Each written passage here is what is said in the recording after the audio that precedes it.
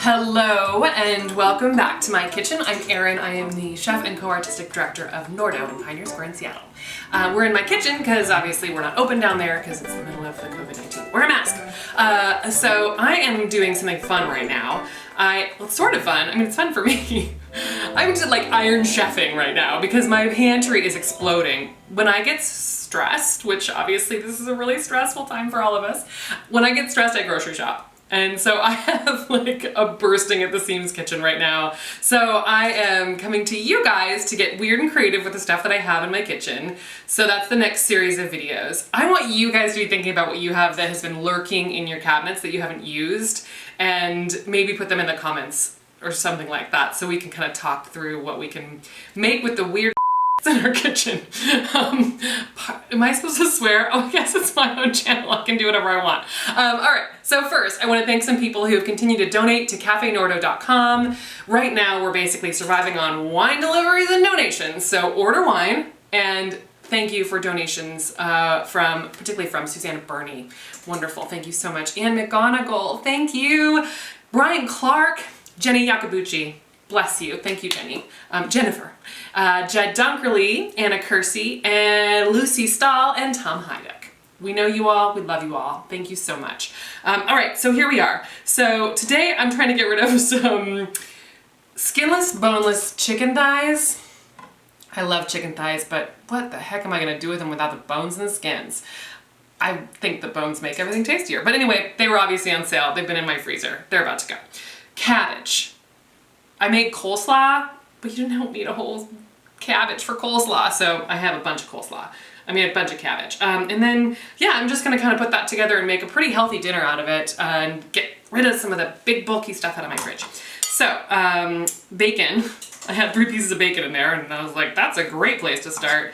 So I'm just kind of chunking these bacons up. And this is kind of like a technique-less thing. I'm gonna braise the cabbage in some beautiful quince vinegar that's local. Just season and make the chicken delicious, and it's just gonna be like a super healthy, except for all this bacon. This, by the way, is Hempler's bacon, so it's uncured, it's super delicious, it's my favorite bacon. I love it. All right, so our bacon is sizzling away there, and now I'm just gonna season this with some deliciousness. So I am gonna put some cumin in there, a bunch. So this is like 4 chicken thighs worth. I'm just gonna shake it away.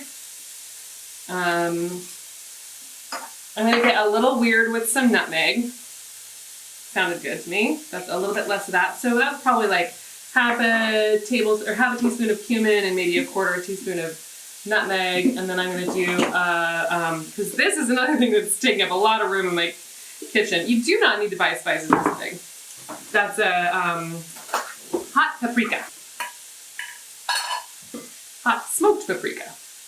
I'm gonna put a bunch of this in here because it's spicy and yummy. And I've got a lot to get through. All right, so I'm just gonna kind of dredge that in there. Give my hands a washeroo.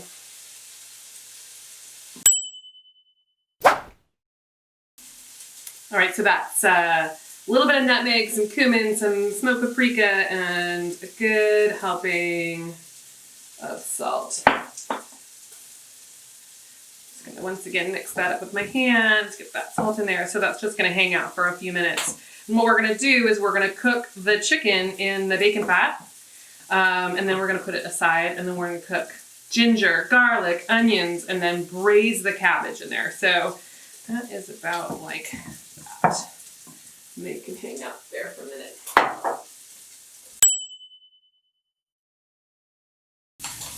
So while that bacon's getting all crispy, I'm just gonna cut all this stuff up. First, I'm gonna use a sharp spoon to peel the ginger, but then I'm just gonna mince the ginger, that'll add some spice to it, get the garlic cut up, onion, and then once I got all that done, we'll see you again.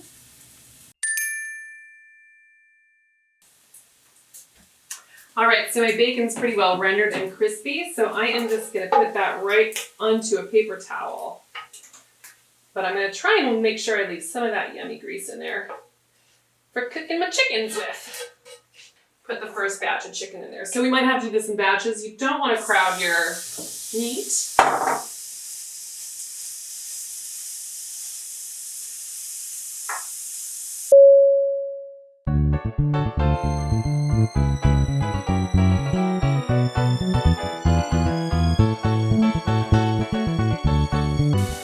All right, so we're gonna cook these until they're done. And how do we know they're done? Well, we just find a fat one, like this one. We pull it out, and we cut it in half at the fattest part. Oh yeah, that's just done, perfect. I scooped all that because I'm nursing a shoulder injury that is literally from me picking up heavy pans. Okay, so the chicken's all out now. The pan's a little dry, so I'm gonna go ahead and add just a little bit of canola oil, just plain oil in there. Just give it a little squirtaroo. And then I'll get my onions in there to start soaking up all that good bacony business and the chickeny business. I'm gonna let those saute for a little bit.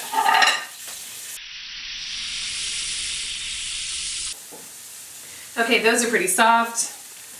I'm gonna go ahead and add in my garlic and my ginger. And while that's working, I'm going to go ahead and cut this cabbage up.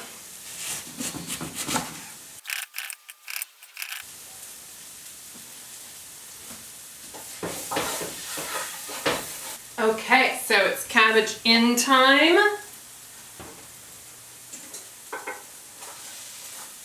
Cabbage needs a lot of salt. It's super bitter unless you salt the bejesus out of it. So we're gonna do that.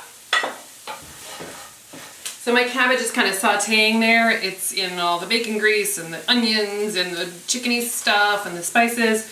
And now I'm gonna turn the temperature way down, and I'm gonna braise it in liquid. So what I've got here is Ursa Minor Ferments quince vinegar. So for me, I like tangy cabbage. It reminds me of this soup my mom used to make that was like a cabbage, tomato, and then I swear to God, it had ginger snaps in it, and it had citric acid. It was the weirdest, most strange recipe, and I asked her about it recently because I thought it was a diet thing, and she was like, oh no, that had store-bought ginger snap cookies in it, and that's why it was so good. I was like, oh, yeah, that would make a soup really good, just melting some ginger snap cookies in there. Anyway, we're gonna kind of try for the same effect without the cookies. So it's gonna be a quince vinegar. My friend Jody, who's our graphic designer, gave this to me for my birthday. And then I'm gonna use some homemade chicken stock.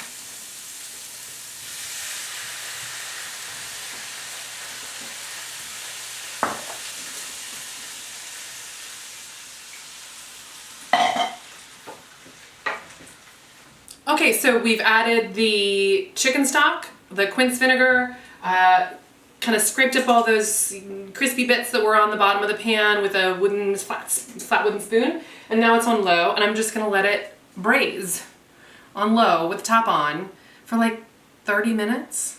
So it gets real soft and yummy, and then we'll taste it, see how it's doing, and I'll see you then. Okay. Okay, so it's been simmering away with a little top on it for half an hour or so. After about a half hour, I took the top off, and I kicked it up about 1 little degree of temperature on the stove, so it's been bubbling some of that liquid away. And now I'm gonna put the chicken in, and then I'm gonna make a beautiful bed of rice, and we're just gonna throw it all over the top and put some bacon on it.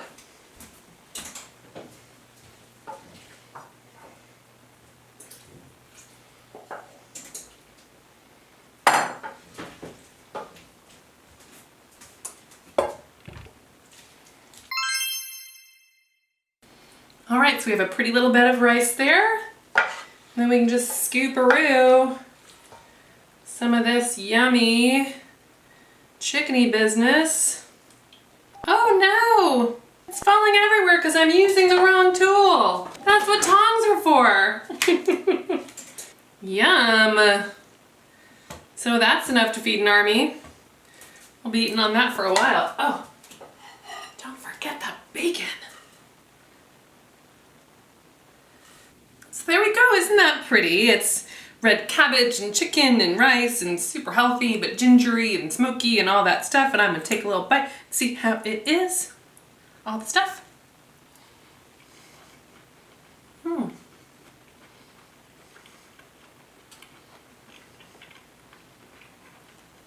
That paprika is so smoky, and there's like a nice pop of ginger. That's really good. So subscribe to the YouTube channel. Put in the comments what you'd like, what you've got in your pantry, and we'll see if we can maybe do something together. See you on the other side. Thank you so much. Okay, bye.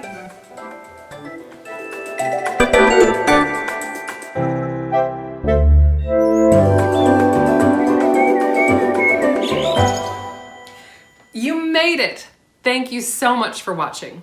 I'm here to tell you a little bit about Nordo. We are a nonprofit arts organization based in Seattle, Washington, dedicated to bringing you an intimate theatrical experience that weaves in imaginative cuisine and live original music. If you're watching during the COVID-19 crisis and you want to make sure our doors are open when all this is over so you can come and experience one of our incredible events, please consider donating. You can find more information and a link to donate at cafenordo.com. Stay in, stay well, and stay inspired. Thank you.